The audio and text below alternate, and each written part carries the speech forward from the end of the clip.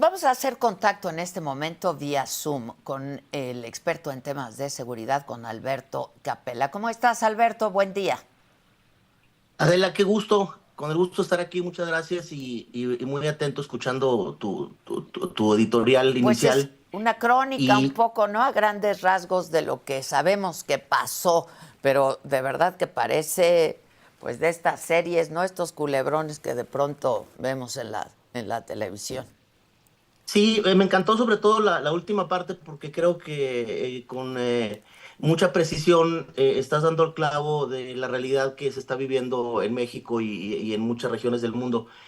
Pareciera que como si no fuera poco lo que vamos a vivir a finales de enero con la llegada de Donald Trump en nuestro país, pareciera que este mes de noviembre pues también se ha lucido con una serie de circunstancias que bueno, no podríamos negar la enorme responsabilidad de nuestro país y de la política macro que se ha generado en los últimos años y que pues ha detonado en esta muy desafortunada realidad de violencia que tenemos. Hace 35 años, Adela, no, con mucho terror veíamos estos conceptos en muchos editoriales en donde decía, bueno, la colombianización de México puede ser una realidad si no hacemos lo que debemos hacer para evitar esos niveles de violencia. Yo creo que en términos numéricos ya superamos por mucho a Colombia y ahora se habla de la mexicanización de la seguridad o de la violencia en muchas regiones de México. Dos golpes estratégicos ante esa visión, el señalado por el gobierno francés recientemente el pasado 7 de noviembre, en donde con mucha claridad dice vamos a evitar la mexicanización de la violencia en nuestro país y vamos a crear una estrategia integral para evitar que este fenómeno de lo que se está viviendo en México se refleje en Francia, ¿no? Entonces, el primer gran golpe en términos de la imagen de nuestro país. Dos, esta situación que narras recientemente, que inicia, como bien lo comentas, desde el 22 de octubre, con toda esta serie de situaciones. De las 14 personas, pues no tenemos claridad cuántos son mexicanos. Lo que sí es que pues ya se le puso nombre y apellido a la organización criminal, ya se le endosó a un grupo delictivo en México y eso, por el impacto en el público español, pues evidentemente va a generar todavía mayor molestia y mayor indignación en la realidad que se está viviendo en México, que por sí ya es sumamente criticable por esa lamentable idea de hace algún tiempo de pedir perdón por cosas que pasaron hace 500 años.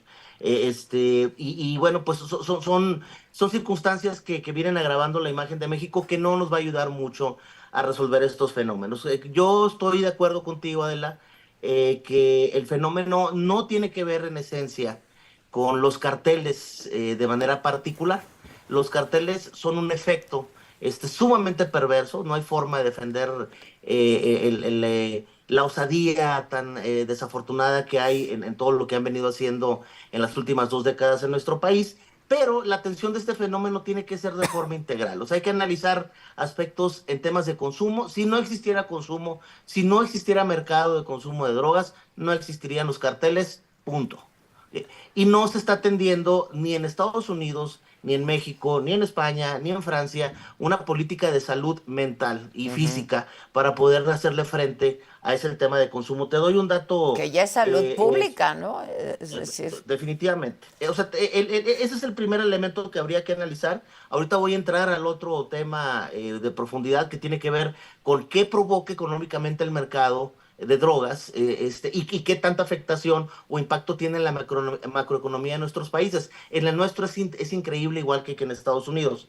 Luego hay que analizar la tasa de homicidios y por último hay que analizar la resiliencia de orden institucional para poderle hacer frente a los esquemas de violencia. La resiliencia institucional no es otra cosa más que lo que hizo la policía española al tener resultados prácticamente en un mes o menos. Después de estos hechos significa que hay instituciones sólidas que pueden atender las desapariciones, los secuestros, los homicidios de una manera muy rápida y llevar a los generadores de esta violencia a la justicia, lo cual es un buen paso, es un elemento muy importante. Pero ahí te va este dato aterrador. En España, con sus 49 millones de habitantes, según los datos del 2023, hay cerca de 900,000 personas, 896,000 personas que están consumiendo cannabis, marihuana o hachís todos los días. 896,000 personas.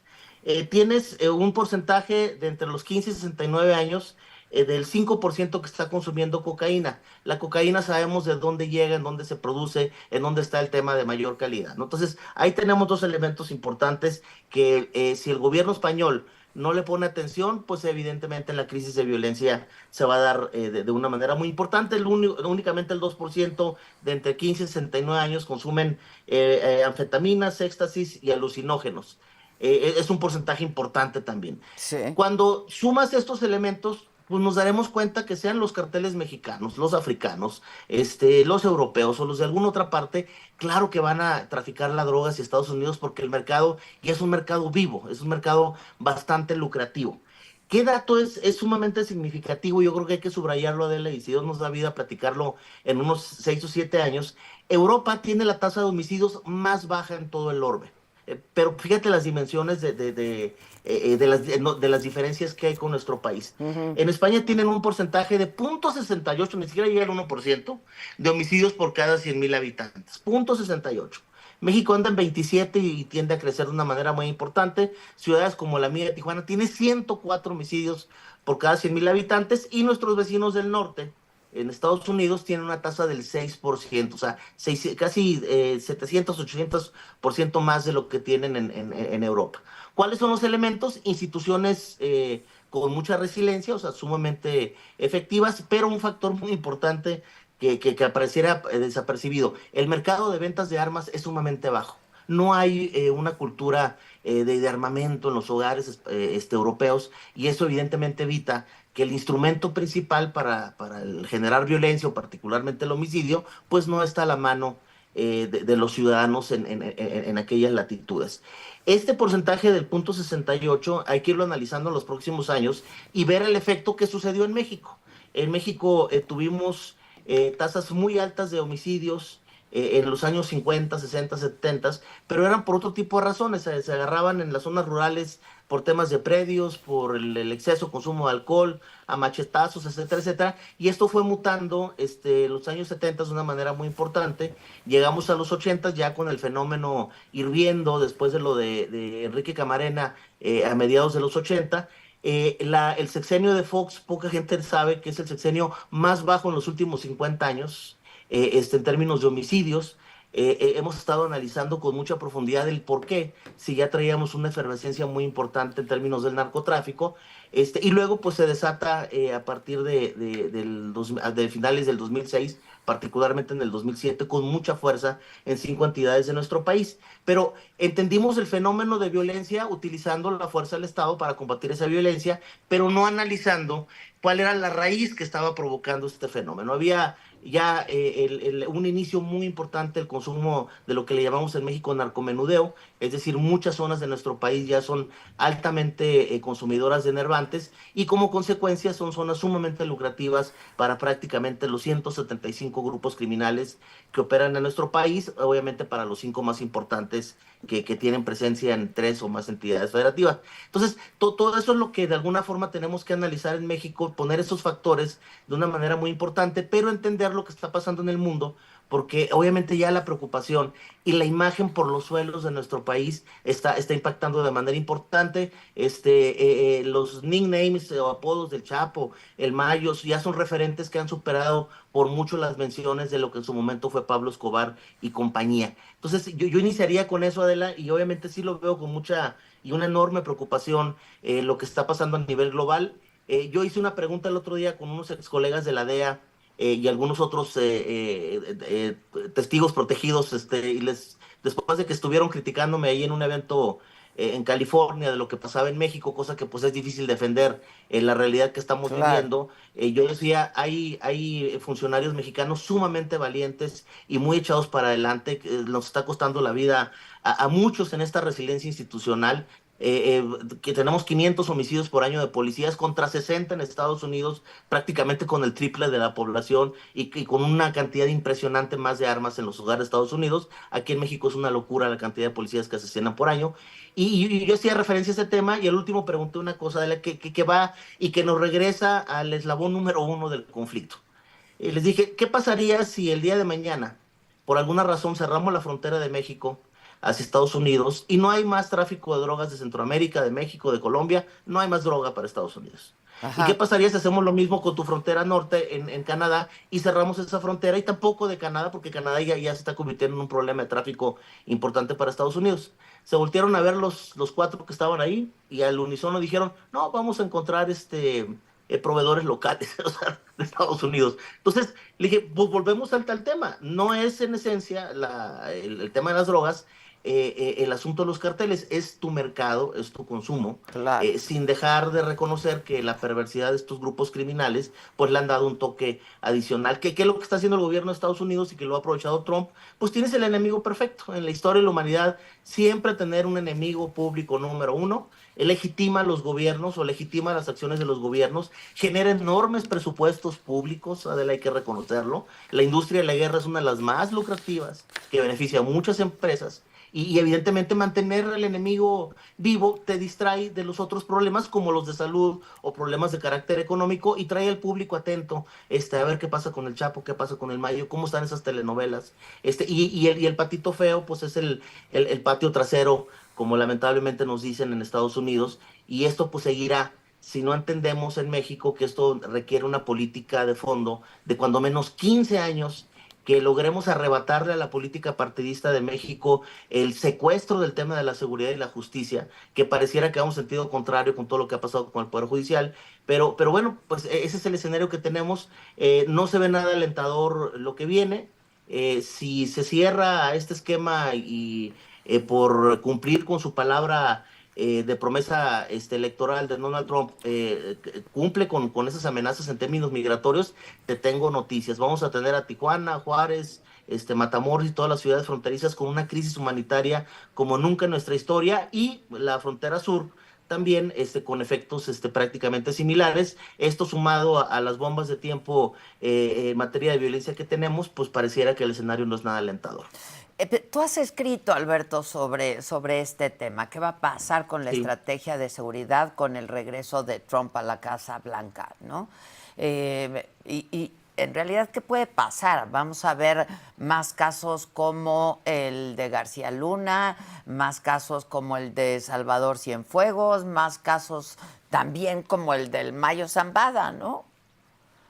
Lo de Genaro para mí va a ser una pecata minuta en función de lo que viene y de la forma en que se va a utilizar toda la información que seguramente Ismael Zambada está comentando en estos momentos, voluntaria o involuntariamente.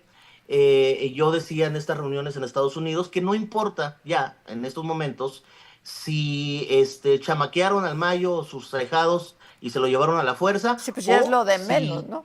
sí, o si se entregó voluntariamente.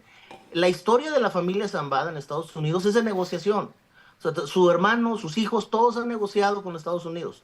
Todos la han librado planteando y poniendo información en la mesa. Pues es evidente que el patriarca va a hacer exactamente lo mismo, ¿no? Para mí pareciera que hay como una suerte de querer cuidar la imagen de el Robin Hood sinaloense que ha mantenido por 50 años el Mayo y cuidar algo que me dijo un testigo protegido hace tiempo en Estados Unidos. Dice, el prestigio, el legado, dijo, del legacy, el legado de los capos es muy importante, o sea, no creas que vamos y nos entrenamos, no, lo que vas a dejar como legado en tu imagen es muy significativo para el ambiente social en el que se desarrolla él y su familia. Entonces, ellos quieren pasar a la historia también, fíjate, hazme el favor. Entonces, claro que hay una suerte de protección.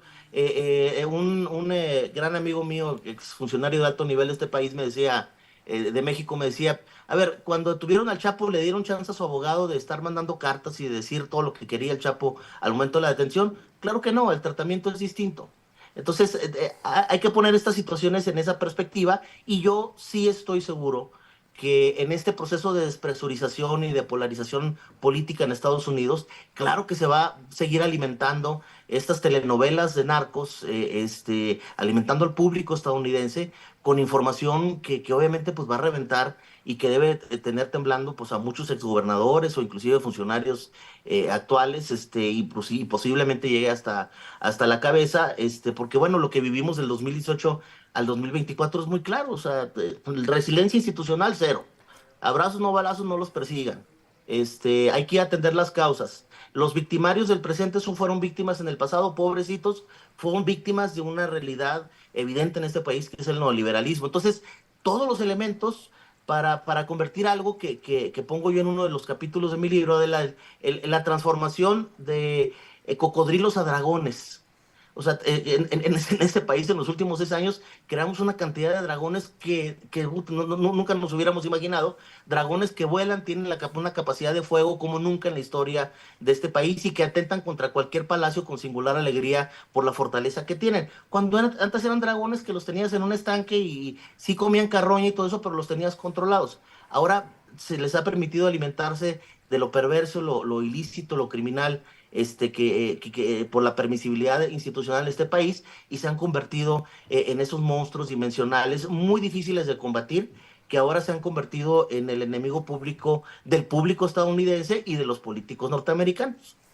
Ahora, cuando me dices lo de García Luna va a ser como nada a comparación de lo que vamos a poder ver, ¿en qué estás pensando, Alberto, y en quiénes?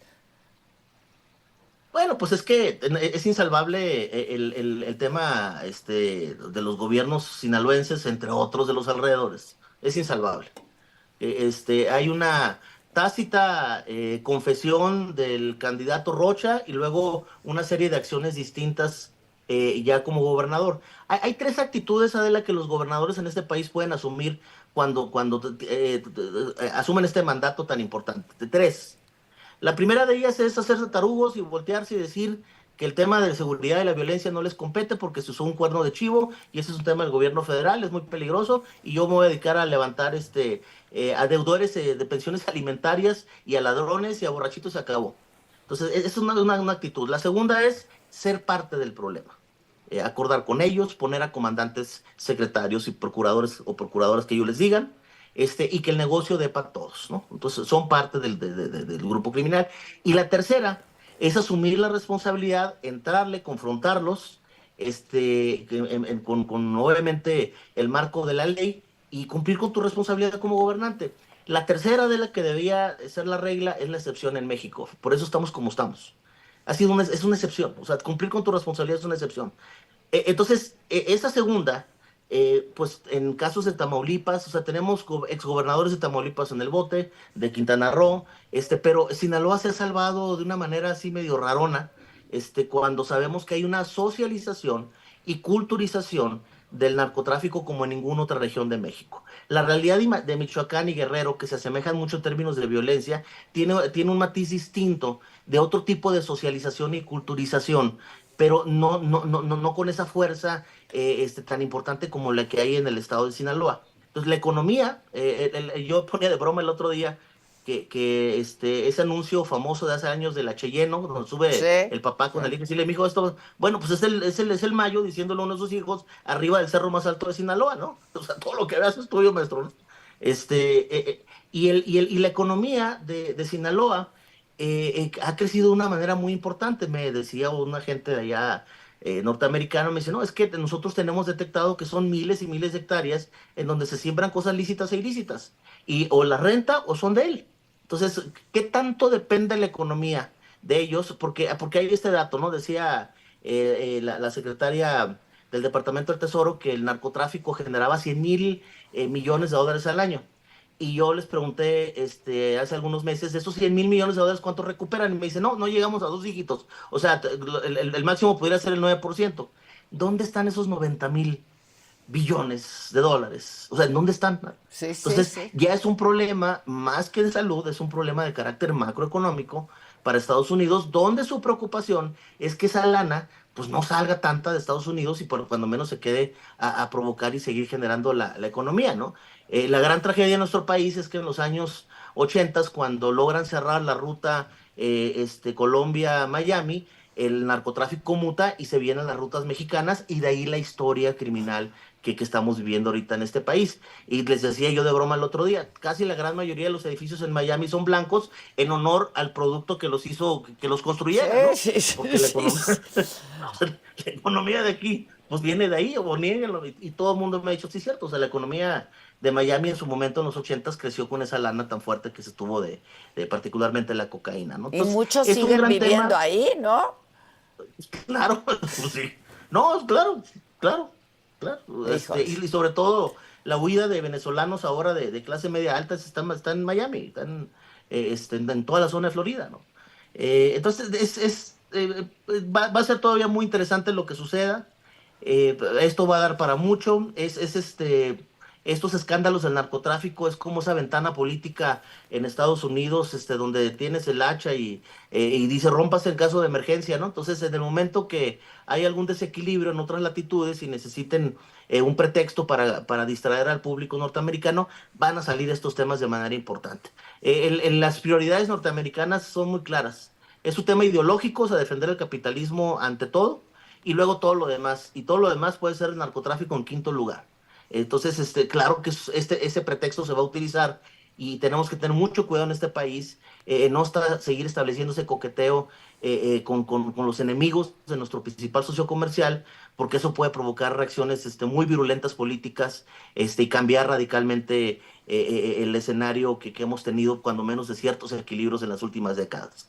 Oye, ¿ves algún expresidente mexicano en condiciones similares a las de García Luna, por ejemplo? Pues no creo, porque no les gusta viajar. Entonces, entonces, no les gusta viajar. Entonces, no lo sé, pero cuando menos el escándalo puede ser posible. Ahora, dime Y algo. eso sería aterrador. Pues sí, sería Yo aterrador. desearía que no, Yo y la verdad también, he todos, sido pues, por el en país, cada caray. foro viendo las dimensiones, Adela, del cáncer criminal que se nos avecina, y entendiendo un poquito temas oncológicos, ¿no? Por lo que nos hemos dedicado. A mí me encantaría que toda la estrategia que está implementando la doctora Sheinbaum tenga resultados rapiditos. Eso puede evitar esta embestida en los próximos 12 meses. O sea, yo quisiera ver cómo vamos a estar de aquí a diciembre del 2025, con todo este escenario. El nombramiento del responsable del área de justicia de Estados Unidos. Híjole, no tienes idea. Entonces, todos los nombramientos pues pareciera que están enfocados a cumplir con esas promesas de campaña, y pues el patito favorito somos nosotros. Si analizas sus primeros 4 años, podemos analizar qué es lo que va a pasar en 2025 en adelante. Entonces va a ser reloaded, ¿no? Con un poquito más de virulencia y con más acelere. Y pues creo que el diálogo va a ser lo menos que pudiera estar en la mesa en los primeros meses. Pero vamos a ver en el ámbito global qué pasa con Ucrania y otros lugares que pueden distraer la atención del próximo presidente de Estados Unidos, y liberarnos un poco y permitirnos a nosotros en México reconstruir el desastre que hemos generado en los últimos años en materia de seguridad. Ahora, ¿sí ves, por ejemplo, al narcotráfico mexicano siendo catalogado como terrorismo por Estados Unidos? Porque eso, tal y como lo advirtió Trump, y eso ya le da otra dimensión, ¿no? Sí, fíjate que estos criminales idiotas no se han dado cuenta que la escalada de violencia que han estado generando, el escándalo, lo sabemos desde los años 20. Decía Al Capone, le decían Al Capone el tema mediático, o Lance, y también lo decía un gran criminal de Estados Unidos, los reflectores afectan al negocio, o sea, te eviten los reflectores. Y cada acto de violencia que se genera, pues obviamente ya son reflectores. Pero mi preocupación, así muy profunda, es que ya nuestro orden criminal ya escaló a otra etapa muy similar a lo colombiano, que ya es un tema de una suerte de guerrillas. O sea, ya son guerrillas. Ya no son los sicarios y el cartel, no, ya son guerrillas que en algunos casos, como Guerrero o Michoacán, ya traen una visión de carácter ideológico, y eso cambia totalmente la ecuación. Ya no nada más no es un negocio, sino es una forma de vivir, y una serie de reglas de cómo tienes que vivir. Y se están apoderando, como me lo dijeron hace 10 años en Colombia, porque pues, estaban viendo lo que estaba sucediendo con ellos, se están apoderando de las actividades lícitas de este país. Entonces, controlar el limón, el aguacate, la caña, el tomate, híjole, luego vienen pues, los minerales, el agua. O sea, digo, ve lo de Zapac en Morelos, el imbécil titular del gobierno del estado anterior, a quien se lo entregó, ¿no? A los criminales. Entonces, si hay una tendencia en la obra pública, ahora cuando se investiga lo de la decapitación, que ese es otro punto de inflexión en nuestro país, del alcalde de Chilpancingo, Las razones son, no quiso nombrar al director de Obras Públicas. O sea, ya desde hace mucho tiempo, y yo lo viví como titular de seguridad en Morelos, de los 11 municipios que en su momento controló el crimen y que afortunadamente lo recuperamos, el tema era poner a los funcionarios de obras públicas y a todos los que repartían la lana. El crimen en México está viviendo ya en muchas regiones de nuestro país del presupuesto público, de nuestros impuestos. Hazme el favor.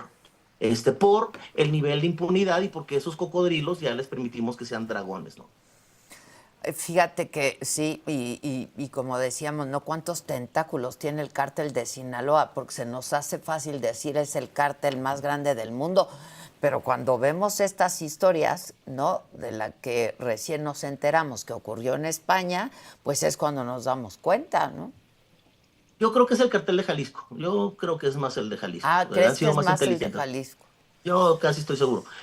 Volvemos a lo mismo. Hay que tratar de diferenciar lo que es la mercadotecnia institucional, de crear estos monstruos que son mucho más atractivos mediáticamente que los otros.